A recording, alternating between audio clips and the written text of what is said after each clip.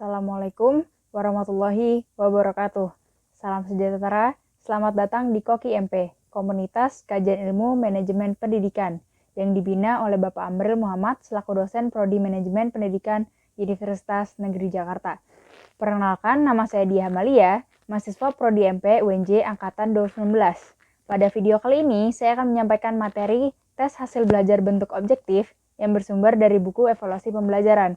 Selamat menyaksikan, semoga bermanfaat. Jangan lupa like, comment, and subscribe ya. Terima kasih. Di sini saya akan menjelaskan mengenai tes hasil belajar bentuk objektif.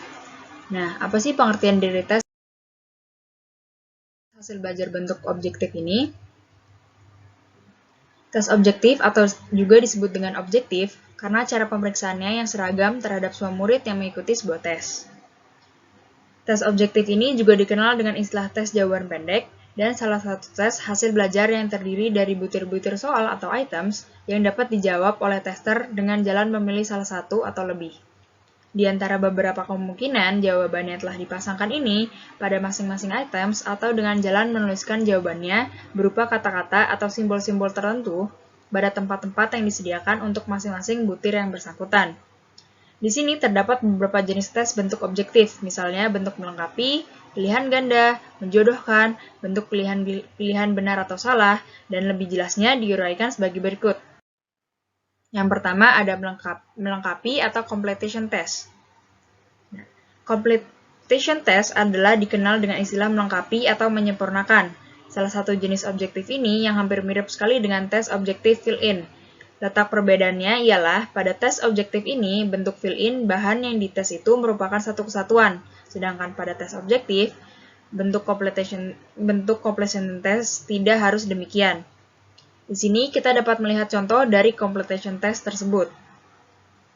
Dari completion test ini memiliki kelebihan dan kekurangannya. Kelebihannya yaitu, yang pertama, tes ini amat mudah dalam penyusunannya. Yang kedua, jika dibanding dengan tes objektif bentuk fill-in, tes objektif ini lebih menghemat tempat atau kertas. Yang ketiga, karena bahan yang disajikan dalam tes ini cukup banyak dan beragam.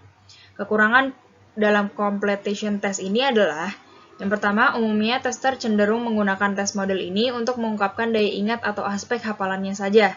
Yang kedua, dapat terjadi bahwa butir-butir item dari tes model ini kurang relevan untuk disajikan. Yang ketiga, karena pembuatannya tadi mudah, maka tester ini sering kurang hati-hati dalam membuat soal-soal. Selanjutnya ada multiple choice atau pilihan ganda.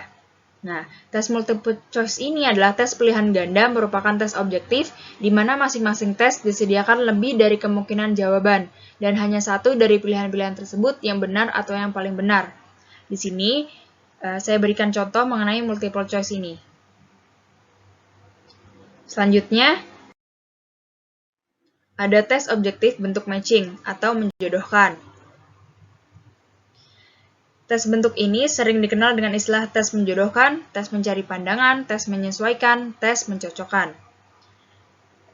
Ciri-ciri tes ini adalah, yang pertama, tes ini terdiri dari satu seri pertanyaan dan satu seri jawaban. Yang kedua, tugas tes adalah mencari dan menetapkan jawaban-jawaban yang telah bersedia sehingga sesuai dengan atau cocok atau merupakan pasangan atau merupakan jodoh dari pertanyaan tersebut. Di sini saya akan lampirkan contoh dari tes matching tersebut.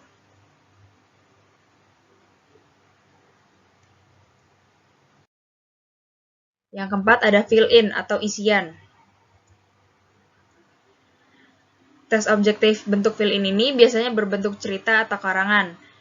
Tes objektif fill-in ini memiliki kelebihan dan kelemahan. Kelebihannya ialah, yang pertama, dengan menggunakan tes objektif ini, bentuk fill-in maka masalah yang diwujudkan tertuang secara keseluruhan dalam konteksnya. Yang kedua, cara penyusunannya yang mudah.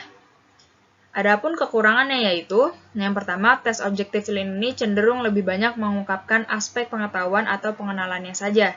Yang kedua, tes ini juga sifatnya konferensif, sebab hanya dapat mengungkapkan sebagian saja dari bahan yang seharusnya diteskan. Yang terakhir, dari tes objektif ini, bentuk true-false atau benar-salah. Tes ini juga sering dikenal dengan tes objektif bentuk iya atau tidak, benar atau salah. tes objektif ini, bentuk true false ini adalah salah satu bentuk tes di mana ada yang benar dan ada yang salah. Berikut saya lampirkan contoh dari tes objektif bentuk true dan false.